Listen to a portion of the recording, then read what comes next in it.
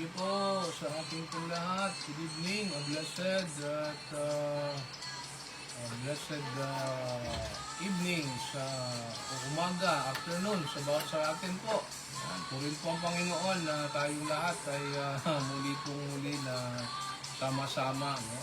Para po sa gabi ito. So, purin po ang Panginoon. Salamat po sa bawat isa na tuloy po tayo na ngayong gabi po ay sama-sama po na muling makikinig sa salita ng Diyos sa pamamagitan po ng podcast po na ito. So welcome po sa bawat isa, no? At ang ating pong podcast po ay meron po Exposing the Darkness series. Yan, no? Exposing the Dark series. So gusto ko lang pong i-review, no, yung ating pong nakaraan na dalawang serye, no, Exposing the Darkness. Yung episode 1 natin ay The Call to be Different. At yung ating text po is Ephesians chapter 5:11. So, gabi naman yung ating episode 2, Corruption Exposed. Yan, mula po sa Proverbs 29:4. So, ngayon pong gabi, ano po, ay itutuloy natin yung ating Exposing the Darkness series. At ang episode 3 natin ay pong title na Lies Uncovered, no? Lies Uncovered. Yun po ay matatagpuan po natin sa John chapter 8 verse 44. So yan po yung ating anchor text na ating yung pagsalusaluhan ngayong pong gabi. Sige po, at tingnan natin, no? Ang sabi po sa John chapter 8 verse 44, when he lies, he speaks his native language, for he is a liar and the father of lies. So, yan po yung ating pong pag-uusapan, no? John 8:44. So, tingnan natin ngayon, ano? Itong John 8:44 na po ay isang magandang podcast na sabi nga natin ay tungkol sa ating episode 3, Lies Uncovered. So, alam natin na ang kasinungalingan, no po, ng kasinungalingan parang maliit lang minsan. Yun, sabi natin ang mga tinatawag nating mga kasinungalingan parang maliit lang minsan. Sa tinatawag nating white lie lang ito, wala namang masama, no? Pero sabi po ng John 8:44, no, ang demonyo mismo po, nandiyan sa John 8:44, ang demonyo mismo po ay tinawag na ano po, father of lies. So ibig sabihin po, every time we lie, ano, kahit maliit man o malaki, kumakampi tayo sa language ng kaaway o sa wika ng kaaway. Yan po yung pong sinasabi sa ating pag-aaral, no? Kaya ngayong episode po na ito, episode 3 natin, ang ating pong Exposing Darkness series, Lies Uncovered. Tingnan natin, no? Hayaan nating ilahad ng Diyos, yan, no? Ilahad ng Diyos ang kasinungalingan, ano, sa puso ng tao. Okay? Alam niyo po, sa mundo ngayon, sa kalakaran ng mundo ngayon, napakadali na pong magsinungaling, di po ba? Maliit man o malaki.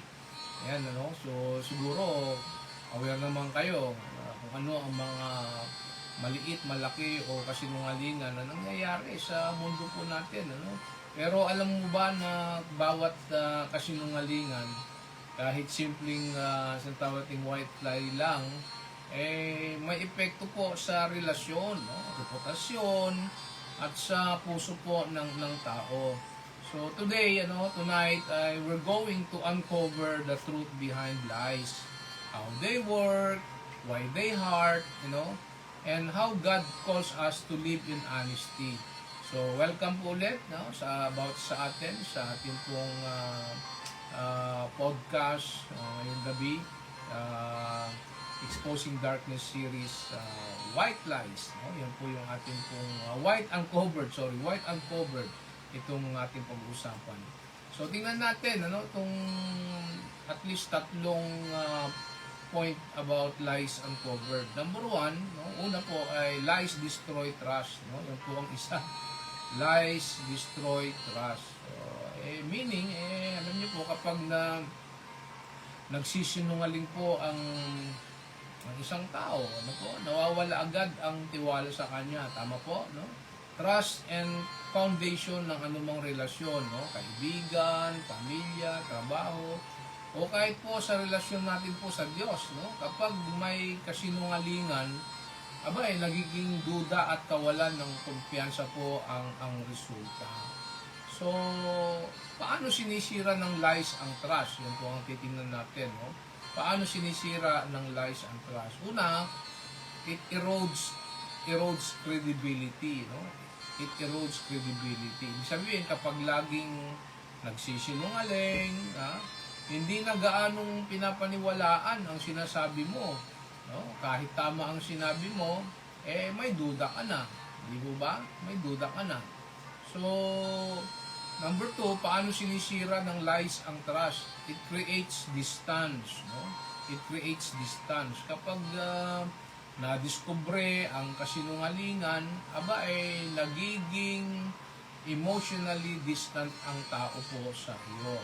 So, pangatlo, paano sinisira ng lies ang trust? It breeds insecurity. It breeds insecurity. Ibig sabihin, lagi kang pinagdududahan at nagiging anxious ang relation. Yan po yung pangatlo. Pang-apat, paano sinisira ng kasinungalingan ang pagtitiwala? It breaks consistency. No? It breaks consistency. Kahit isang, sabi ko nga po, maliit na lie, no? Kahit sirain ang trust na binuo ng matagal na honesty. Yan po yun, no? So, review natin, no? Paano sinisira ng lies o paano sinisira ng kasinungalingan ang pagtitiwala. Number 1, it erodes credibility. Excuse me, it creates distance. It breeds insecurity.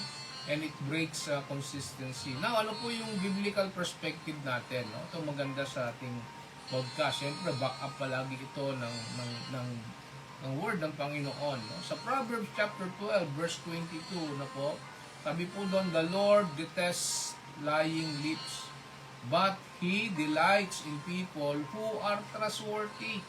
No? So, hindi lang ito nakasisira ng human relationships. No po? Nakakasakit din ito sa puso ng Diyos. Can you imagine that?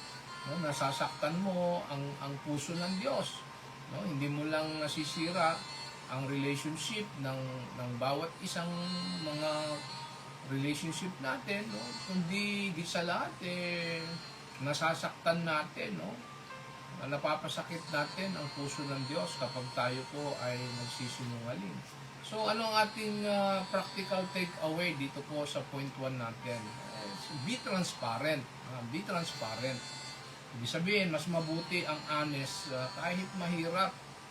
Sabi nga natin, di ba, meron tayong kasabihan, honesty is the best policy. So, be transparent. No? Mas mabuti ang honest kahit mahirap. So, number 2, admit mistakes. Yan, no? Mas mabilis po na ma-repair ang trust kapag inamin po ang mali mo kaysa itago. And then, avoid small lies. Kahit white lies, unti-unti nitong binabawasan po ang credibility mo. So, kapatid, kaibigan, no, mga kababayan, kapag nagsisinungaling tayo, nawawala ang tiwala sa iyo ng tao, ng iyong pamilya. No? Trust is hard to build, pero madali lang sirain. So, choose honesty all the time. So, mga kababayan, mga kapatid, mga kaibigan, ang relasyon nabubuo sa tiwala. Sabihin na ang kasinungalingan, no, unti-unting sumisira po sa tiwala. No? Maliit na lie sa pamilya, sa asawa mo, sa anak mo, o maging sa church, no? Sa gobyerno, ayan, no? Maliit na pandaraya sa trabaho o pagtatago ng katotohanan sa kaibigan, parang harmless sa simula. Pero kapag nadiskubre, yan na yan, ano? Kapag nadiskubre, nawawala po ang tiwala at minsan na para itong anay, no? Ang kasinungalingan po ay para itong anay.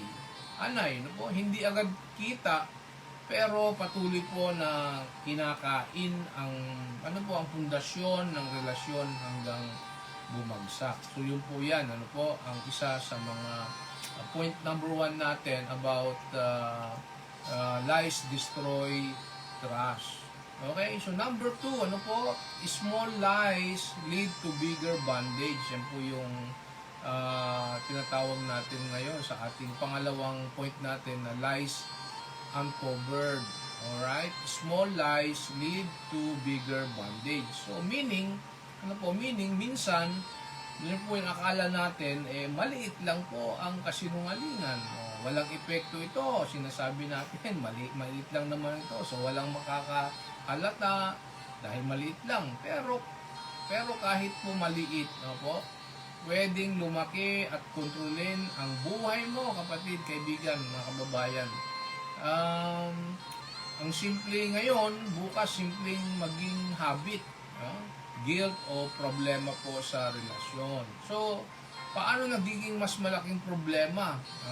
Tingnan natin, parang snowball effect. Ang po una, snowball effect. Isang maliit na kasinungalingan, di nasanay ka na, naging lifestyle mo na yung pagsisinungaling. Kaya po, snowball effect.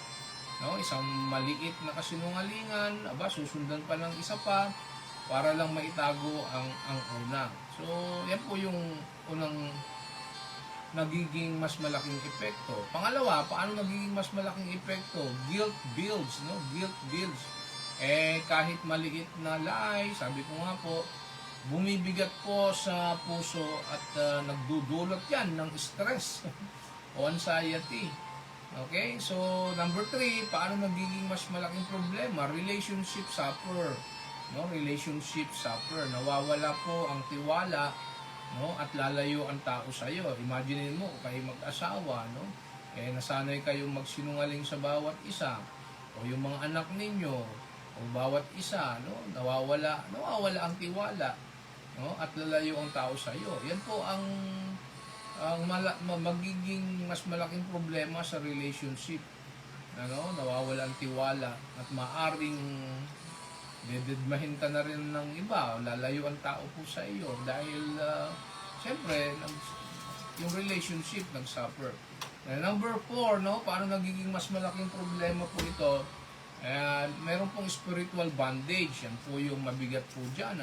Meron pong tinatawag nating spiritual bondage. Ibig sabihin, mga kapatid, mga kababayan, lies separate us from God. Yan po ang matindi dyan, Yan po yung tinatawag nating spiritual bondage, Lies separate us from God. Kapag hindi hinarap, pwedeng kontrolin po ng kasinungalingan ang choices at buhay mo. So, pwedeng magamit po yan ng kaaway, yung pagsisinungaling mo, para doorway, sabi nga natin, ng kaaway yan, para mahiwalay tayo sa tamang ugnayan natin sa Panginoon. So, ano po ang ating biblical perspective dyan po yan, Sa John 8:44, sabi po doon, the devil is a liar and the father of lies, Yan po yung ating anchor text. Kahit maliit po na kasinungalingan, pwede po itong maging daan,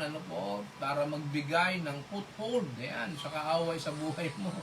Gawin kanyang foothold, kinokontrol ka, pwede kang kontrolin ng kasinungalingan ng kaaway. Sabi ko nga po, pag nakasilip, nakakita ang kaaway ng doorway, tawag po natin diyan, dahil sa pagsisinungaling mo, dahil nga po ang father of lies is devil.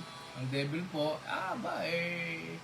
baka hindi mo namamalayan, nagiging foothold ng kaaway sa buhay mo dahil sa iyong kasinungalingan. Now, ano po ang ating practical takeaways dito sa point 2 natin about small lies lead to bigger bondage?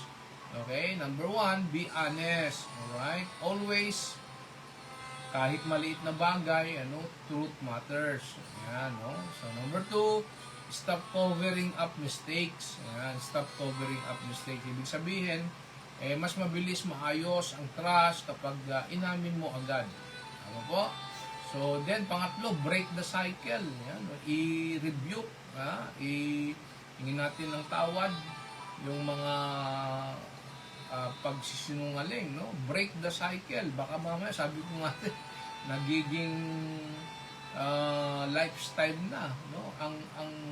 Ang pagsisinungaling. So, break the cycle, no?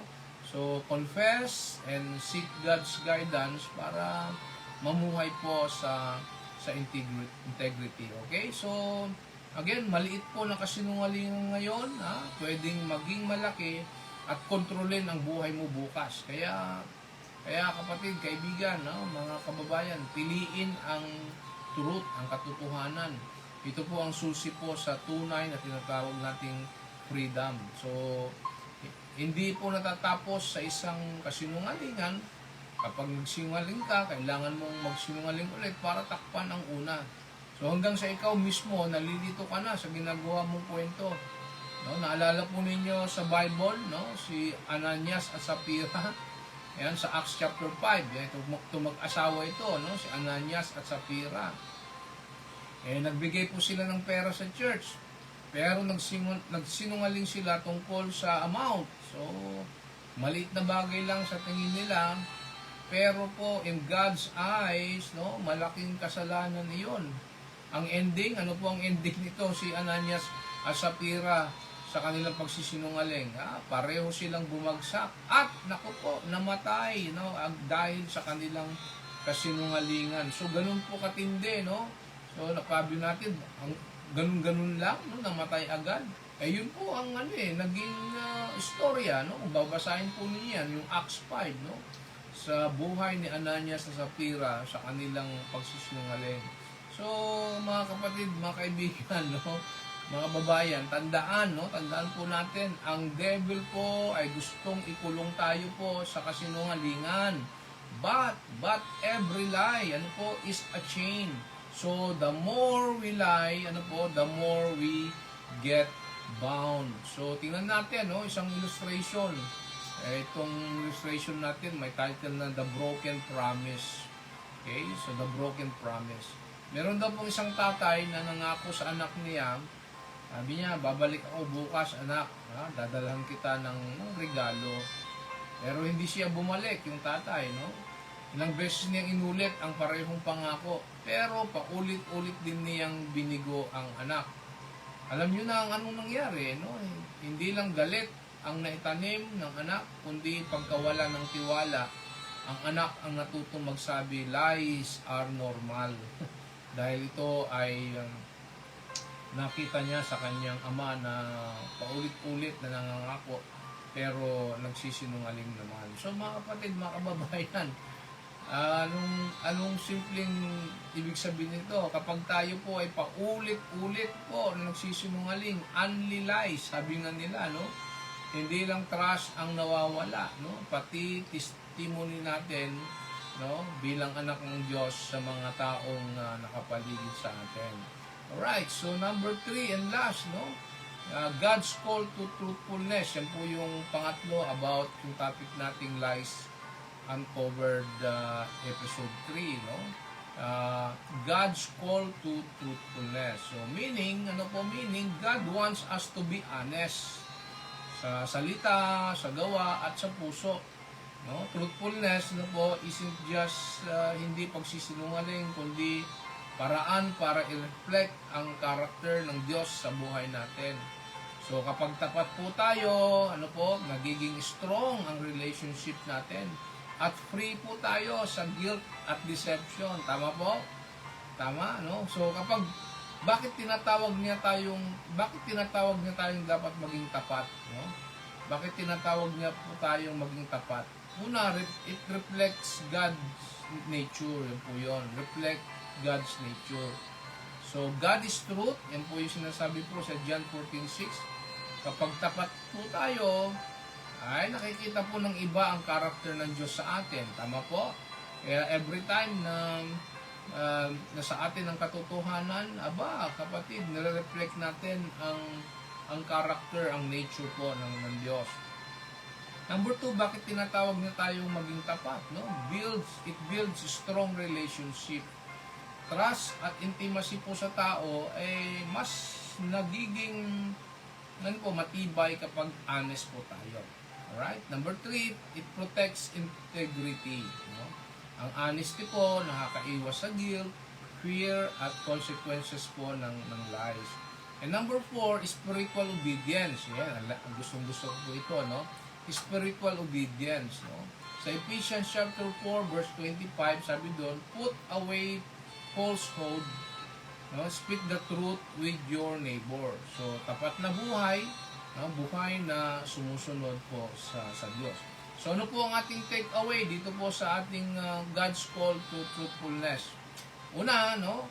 Check your words. Yan, check your words. No? Sabihin ang truth kahit mahirap. No? So, be honest with yourself and others. Iwasan ang excuse o half-truths. Ayan, no? Commit to integrity. No? Hayaan po ang truth, ang guide ng choices at action po natin. So, isipin po ang isang bahay. No? Isipin po ninyo, ang isang bahay na itinayo gamit po ang mga sira na materyales. Di ba? Ang mga dingding ay mukhang solid, ang pintura ay sariwa, at ang disenyo po ay maaring kaakit-akit sa paningin. No? Ngunit kung ang pundasyon ay mapupuno ng mga bitak at mahinang semento, substandard, sabi nga natin, ang ginamit ng mga materyales, ang isang malakas na bagyo po ay maaaring magpabagsak ng lahat ng iyon. So, ano ibig sabihin po? In the same way, mga kapatid, mga kaibigan, mga kababayan, in the same way, a life, built on lies can look good on the outside. Alright? People may admire it, at least for a while, ngunit po sandaling dumating ang presyon, ang unos ng mga pagsubok, ang bigat ng pagkakasala, o ang pagsubok ng pagkatao, ang mga bitak po ay makikita. Ang katotohanan, sa kabilang banda, ay maaring hindi palaging ang pinakamadali o pinakamabilis po na paraan. Alam niyo po, minsan parang magastos, ngunit ito po ay parang gusali na may matibay na bato. Darating pa rin po ang mga bagyo, ngunit ang totoo po ay mananatiling matatag. So, what does that suggest? What does that suggest? Number 1, the truth protects your integrity. No? Number 2, a lie may provide temporary relief, but only the truth lasts. No? Tinatawag po tayo ng Diyos, mga kapatid, mga kababayan, mga kaibigan, mga namin na. Tinatawag tayo ng Diyos sa katotohanan. No? Hindi para po tayo higpitan, no? Kundi para protektahan po tayo. Tama po, no? God calls us to be truthful kasi po honesty honors Him. Amen? Strengthens relationships at nagpapalaya po sa atin. Truthfulness, kapatid, kaibigan, makababayan, no? Truthfulness is not optional. It's a lifestyle. Amen? Ulitin ko Truthfulness is not optional. It's a lifestyle. So sabi po ng Ephesians chapter 4 verse 25, therefore, each of you must put off falsehood and speak truthfully to your neighbor, for we are all members of one body. Ay, bilang mga Kristiyano, bilang mananampalataya, tinatawag tayong maging people of truth. Amen? Kasi po, ang Diyos mismo po ay Diyos ng katotohanan. Pag nagsasabi tayo ng totoo, even when it hurts, nagiging liwanag po tayo sa mundo na puno ng kasinungalingan. So, truth brings freedom. Kapatid, kaibigan, no? Truth brings freedom. Lies bring bondage. Yan po tandaan mo, Truth brings freedom. Lies bring bondage. Ang katotohanan po ay nagpapalaya, ngunit ang kasinungalingan ay nagkukulong, nag-aalipin sa atin. So, Jesus Himself, no? In John 8:32, ano po sabi ni Jesus? Then you will know the truth, and the truth will set you free. So, ano pong gagawin natin? No? Confess your lies. Ano? Meron bang dapat nating confess ng mga lies? So, confess your lies, kahit po maliit, at dalhin po natin sa Diyos. Right? Choose truth over comfort and build trust by keeping your word. So, mga kaibigan, brothers and sisters in Christ, mga babayan, lies are the language of the enemy. Tandaan niyo po yan, no? Lies are the language of the enemy. But, the truth, the truth is the language of heaven. So, mamili ka, language of the enemy or language of heaven. So, kapag ikaw nagsisinungaling, ang lingwahe mo ay ang enemy. Pero pag nasa katotohanan ka, in holiness, righteousness, and truth, congratulations, your language ay ang heaven. Kung gusto mong mamuhay, kapatid, kaibigan, kababayan, sa liwanag, piliin mo magsalita ng totoo. Remember po, integrity is not just about avoiding lies. It's about living in truth. So, yan po, So, that ends our podcast for tonight, Sa ating pong episode na Exposing Darkness series, episode 3, Lies Uncovered. Sige po, tayo po ay magsara sa panalangin. Manalangin po tayo. Lord, thank you for your word that exposes lies. And forgive us for the times maybe we have chosen to lie rather than tell the truth. Bigyan mo po kami ng lakas na mamuhay po sa katotohanan kahit po mahirap. Nawa po ang biyaya ng Ama, ang pag-ibig ng Ama at ang kapangyarihan ng Espiritu Santo po ay sumaamin at turuan kaming mamuhay bilang mga anak po ng liwanag, bilang anak ng katotohanan. Salamat po sa truth na ipinakita niyo po sa amin through this podcast. Patawarin mo po kami sa mga pagkakataong nagsinungaling kami o nagtago po ng katotohanan. Abba Father, Lord Jesus, and Holy Spirit, help us to be honest in word and deed and to show your character in our lives. Give us the strength to avoid lies and live with integrity. In Jesus' name we pray. Amen, amen, and amen. Sige po, tanggapin po natin ang pagpapala ng ating Panginoon. The Lord guide your hearts to the truth, avoid deception, and live with honesty in all relationships and decisions. His truth will set you free now and forevermore. I bless you now in the name of the Father, and of the Son, and of the Holy Spirit. Amen, amen, and amen. Okay, so praise be to God. Thank you pong muli sa bawat sa po sa atin, na nakabahagi nitong ating podcast, sa inyong patuloy na pagsama at maging sa mga manonood pa po ng replay. At the Lord will bless you, makatulong po sa inyo ang podcast po na ito. So again, ang ating po susunod po na episode number 4 ay Last Expose. Yan naman po yung pag-uusapan po natin sa episode 4 about Exposing Darkness series. Last Expose.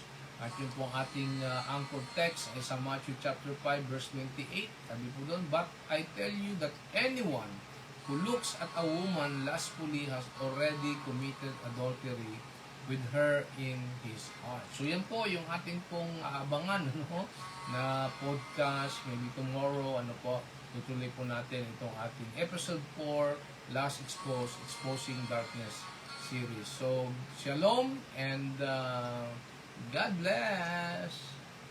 See you po bukas! Kita-kits po tayo!